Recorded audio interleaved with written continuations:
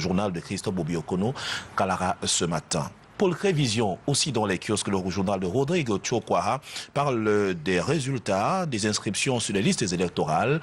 La Coaxic apporte un bémol au triomphalisme d'Elecam.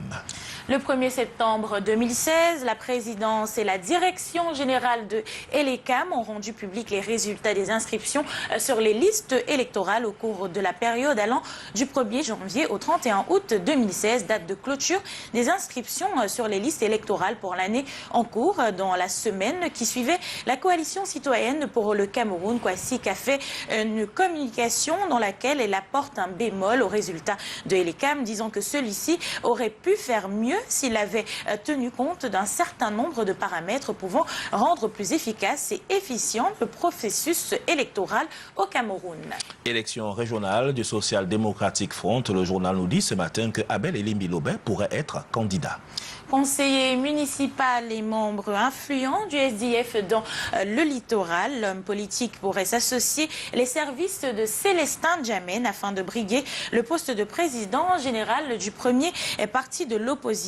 Répondant aux questions au sujet de sa candidature éventuelle au poste de régional du SDF, il s'est également exprimé sur la candidature de son camarade Célestin Djamène qui pourrait être son colissier. Une coalition Bami-Sawa pour conduire le parti dans le littoral, dit Paul Crévision, qui allait à la rencontre de Abel Elimbi Lobet. On va également parler dans cette même publication. On retrouvera les agents d'affaires, profession en voie de réactualisation.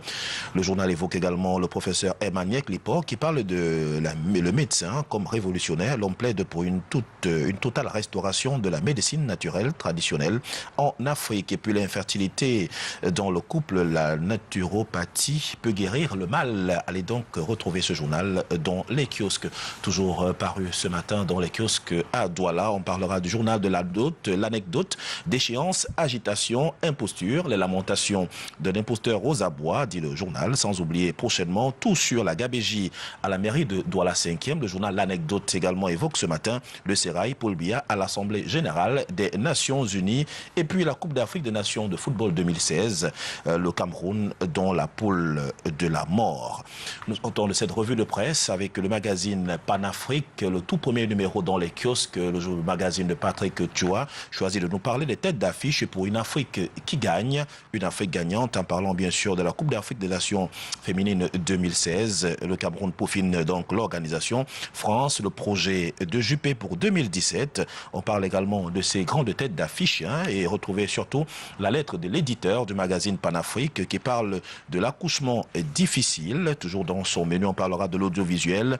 La scientifique hérite Charles Ndongo, direction générale des impôts entre réformes structurelles et innovation bilan semestriel satisfaisant. On va également lire le Gabon, parlant d'Ali Bongo Ondimba, le choix de la majorité, c'est ténor face à Ali, les yeux doux d'Ali Bongo au Parlement. Ali Bongo cède sa part d'héritage paternel à la jeunesse, sans oublier la Guinée équatoriale, heureuse mutation socio-économique dans le train de l'émergence. La Côte d'Ivoire également est intéressée dans ce magazine que vous retrouverez forcément dans les kiosques avec la Banque des États de l'Afrique centrale. Abbas Mahamat, lui qui est au lit, sont aux commandes et donc à lire. Et puis la plupart des pans qui traînent donc les défis de l'émergence que vous aurez l'occasion de retrouver dans les kiosques. Donc le magazine Panafrique est désormais le vôtre dans cette première publication à retrouver. Merci de nous avoir suivis. Merci Serge, avec la une du magazine de Panafrique que nous mettons un terme à la revue de presse acte 1 dans la ville de Douala. Merci à vous de nous avoir suivis. Merci Jason. Merci beaucoup Aimé Catherine Moukouri, merci Serge Bondier. Vous serez encore là demain pour nous offrir donc le travail de nos journalistes, donc ne serait-ce que les titres qui font parce qu'après il faut maintenant aller vraiment dans ces journaux pour notamment rentrer dans... Parce qu'il y a aussi des titres parfois qui sont un peu plus forts que l'info même. C'est pour ça que le travail de fond consiste à relire un peu ces articles, comprendre de quoi il s'agit et puis sortir la quintessence même pour qu'on puisse davantage comprendre. Et puis l'intérêt central, au-delà d'accompagner l'industrie de la presse, il faut s'informer, il faut être à la pointe de l'information, question de ne pas être surpris. C'est-à-dire les grands événements tels que celui qui s'est déroulé hier à Yaoundé, au Palais des Sports, avec les différents tirages tirage au sort de la Coupe d'Afrique des Nations de football édition féminine. Quand même, au Cameroun, ça a drainé pas mal de monde. C'est normal de savoir ce qui s'est passé avec les différentes réactions. La presse largement en parle ce matin. Donc, d'autres événements sont à découvrir. Mais tout ce qu'on conseille, c'est d'aller dans les kiosques pour ne pas laisser mourir l'industrie de la presse et se procurer son journal au prix de 400 francs CFA. En tout cas, c'est moins d'1 euro. Il faut rentrer dans les journaux pour ne pas demeurer d'éternels titrologues. Voilà. Ceux-là qui regardent juste les journaux et s'en vont au quartier, faire des commentaires. Parfois, les gars, ils ont leurs commentaires qui n'ont vraiment rien à voir avec la réalité. Et voilà. Donc, il ne faut pas demeurer ça. Aimé Catherine Moukoui, merci pour tout. Hein. Merci, Jason Black. Et beaucoup de courage pour la suite. On se reparlera demain. Tout à fait. Portez-vous bien. Direction à présent Yaoundé, en place déjà là-bas, Arnaud Ngefak, avec Karel Mezatia. Arnaud, je vois que vous avez passé un bon week-end. Bienvenue, bonjour.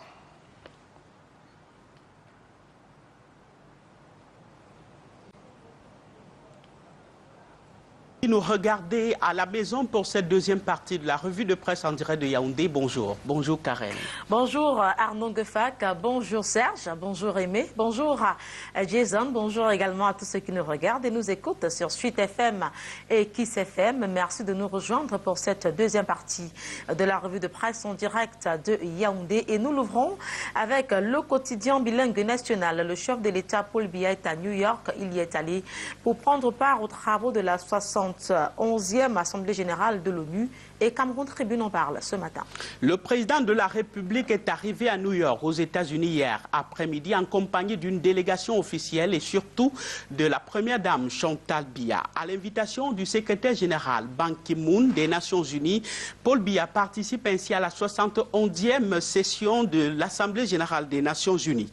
Ce matin, rapporte le quotidien Cameroun Tribune, le président de la République prendra part à la réunion de haut niveau sur les réfugiés et les migrants. Mais dans ce cadre, le président de l'État, le président de la République, chef de l'État camerounais prendra officiellement la parole jeudi prochain. Compte rendu et enjeu de cette participation du président Paul Biya à lire en double page dans l'édition Cameroun Tribune de ce lundi.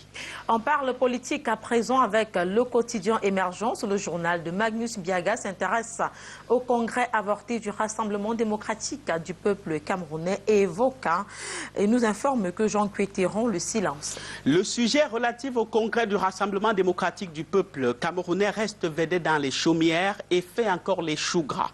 Mais cette fois, c'est le secrétaire général du comité central, Jean Cuété, qui entre en scène. Une interview fleuve accordée au quotidien Émergence ce matin permet clairement de cerner l'avis de la haute sphère de ce parti des flammes. Jean Cuété fait savoir que le congrès n'aura pas lieu dans l'immédiat. Le secrétaire général du comité central se prononce également sur le sujet du bail du président de la République qu'on disait expirer le 15 septembre dernier. Il se prononce également sur l'atmosphère du parti en disant que le RDPC ne souffre de rien. Le parti vit de la base au sommet. C'est une information à lire dans les colonnes de Émergence de ce matin. Le tri-hebdomadaire, le soir, s'intéresse à celui qui est pressenti pour remplacer Paul Elungché. Ce tri-hebdomadaire, donc, d'Armand Bianda, présente les dessous de l'arrestation de Jérôme Ondodo. Il a été interpellé et mis sous mandat de dépôt provisoire à la prison centrale de Yaoundé-Kondengui le 9 septembre dernier. Il était jusque-là maire d'un Tui, mais sa haute convoitise, écrit le tri-hebdomadaire Le Soir, était le poste de directeur général de la Caisse de stabilisation des prix des hydrocarbures. Jérôme Ondobo, dont le rêve aurait été donc fatalement brisé à en croire le journal. Il s'agirait en effet de ce qui convient justement d'écrire en lettres d'or dans les dessus de ce film si rapide de l'arrestation de M. le maire vécu entre le 8 et le 9 septembre dernier. Et pour revenir sur le film vécu au tribunal criminel spécial ce vendredi-là, écrit le tri-hebdomadaire Le Soir, une curieuse diversion dans la cour avant du tribunal criminel spécial. Le chef de l'exécutif communal de Tui et son receveur municipal, son co-détenu, sont plutôt exfiltrés discrètement au tribunal à bord d'un car de couleur blanche visiblement banalisé. Le véhicule de marque IAS ayant à son bord les deux co-accusés empruntent la sortie arrière du tribunal et empruntent la direction de la prison centrale de Yaoundé-Kondengui. Et voilà donc qu'il est abattu en plein vol, rapporte le journal Le Soir dans son édition de ce lundi. On parle de tout à fait autre chose à présent avec le quotidien L'Épervier Plus. Le journal croit savoir comment Franck Biya manœuvre pour Alamine Ousmane Mey. Après avoir réussi à positionner Alamine Ousmane Mey à la tête du ministère des Finances, Franck Biya mettrait la pression sur son père afin que l'actuel et talentueux ministre des Finances soit nommé au poste de secrétaire général de la présidente de la République ou au poste de premier ministre, écrit le quotidien Épervier Plus, qui voit que Alamine Ousmane Mey conduit avec maestria donc ce ministère des Finances. Cette pression perçue par les élites politico-administratives du Sud les met en colère contre leur fils Franck Emmanuel Biya, qui n'assiste par ailleurs jamais à leurs événements, heureux ou malheureux. Mais le fils du chef de l'État a pourtant été aperçu aux obsèques du père d'Alamine Ousmane Mey. Et le rappel que fait Épervier Plus dans son édition de ce lundi, c'est que l'ancien directeur général d'Afriland First Bank aurait été parachuté au gouvernement du 9 décembre 2011, donc grâce à ses détractions financières avec Franck Biya, le fils du président de la République Paul Biya. Information à retrouver et à lire en page 7 du quotidien Épervier Plus de ce lundi. Et puis, indemnisation au port de Kribi. Des lobbies veulent déstabiliser Albert Pincheux, nous dit le quotidien L'Épervier Plus. Le nom du digne député du département du Kounki, dans la région de l'Ouest, est cité à tort sur une liste de personnalités qui ont bénéficié des indemnisations dans le cadre du projet de construction du port en eau profonde de Kribi. De cette affaire relative aux indemnisations, on peut se réjouir que cela ait alimenté des réactions controversées au sein de l'opinion. Toutefois, on peut déplorer qu'elle soit maintenant au service de certains lobbies qui s'en servent pour régler les comptes, donc éternir l'image de certaines personnalités reconnues intègres. Le cas de Albin Kuitié cité dans les journaux la semaine dernière, une fausse information que le quotidien Épervier Plus reprécise dans son édition de ce matin en parlant tout simplement d'une volonté de nuisance bien orchestrée contre l'honorable Albin Kuitié, reconnu donc très intègre. Il est le président directeur général de Express Union. À lire en page 12 du quotidien Épervier Plus de ce lundi.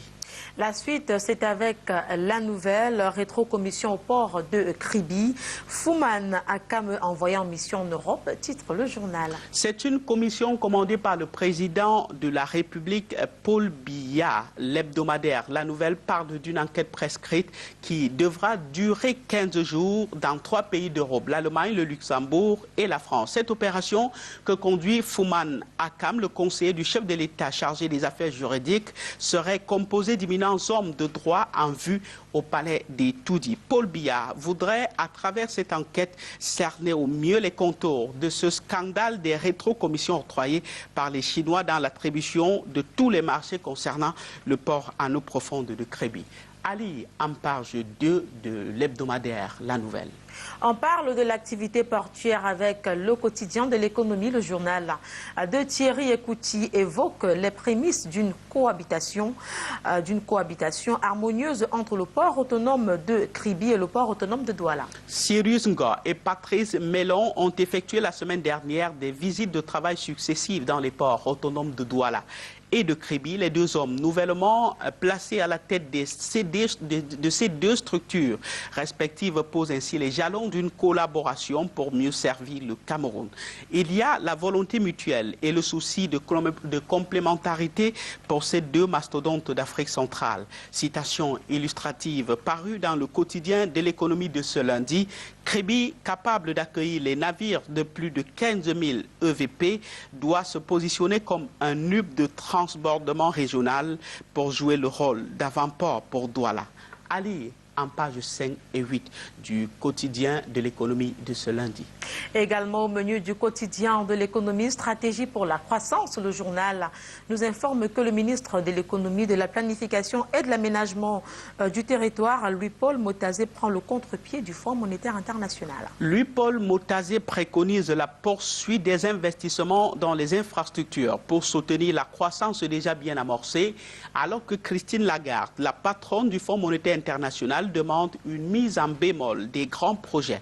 Le quotidien de l'économie nous fait remarquer que ce n'est pas un exercice auquel les membres du gouvernement ont habitué l'opinion publique. Mais la tribune libre du ministre en charge de l'économie, Louis-Paul Motazé, publiée dans la presse vendredi dernier, est donc appréciée comme apparu comme un fait inédit. Et bien plus, cette dissonance de ton entre lui et le patron du FMI, il y a donc à lire dans cette sortie de Louis-Paul Motazé une volonté et une détermination à conduire le destin de l'économie nationale vers l'émergence du Cameroun prévue en 2035 selon le slogan politique. Let us continue in economy with the Guardian Post. It is a special interview.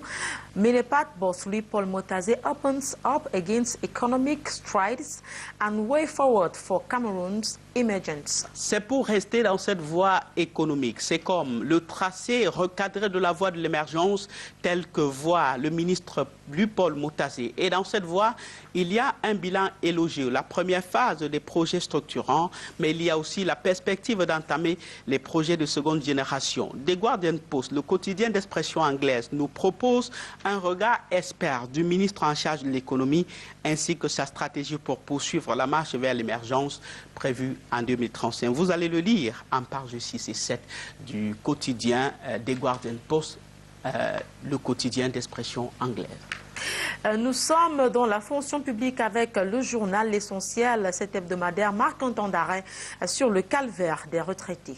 En dépit des mesures prises par le président de la République et prescrites au ministère de la fonction publique de la réforme administrative sur l'amélioration de la prise en charge des personnes retraitées, ils sont nombreux qui vivent encore le chemin de croix au MINFOPRA, le ministère de la fonction publique et de la réforme administrative. Par ailleurs, la discrimination liée aux multiples statuts particuliers et la faiblesse du revenu des Camerounais remettent au goût du jour l'épineux problème de l'harmonisation des âges de départ à la retraite, de plus en plus synonyme de sanctions. C'est un dossier de 4 pages que nous propose l'hebdomadaire Essentiel de ce lundi en kiosque. La suite, c'est avec la primeur de l'Info Plus. Cet hebdomadaire nous informe qu'à Camtel, 5 ressortissants du Sud sont à l'assaut du fauteuil du directeur général David Koteman. Depuis quelque temps, le siège du directeur général de Camtel, David Koto-Emane, n'est peut-être pas le plus talentueux des directeurs généraux, mais la société vibre dans un vent d'innovation en matière de nouvelles technologies de l'information et de la communication. Des noms et des portraits sont annoncés pour remplacer l'actuel directeur général de Camtel. Et le journal nous informe que les postulats ne sont autres que les ressortissants de la région du Sud natal de l'actuel directeur général de Camtel. 5 noms que vous allez découvrir en page 6 de l'édition de ce matin de la primeur de l'info.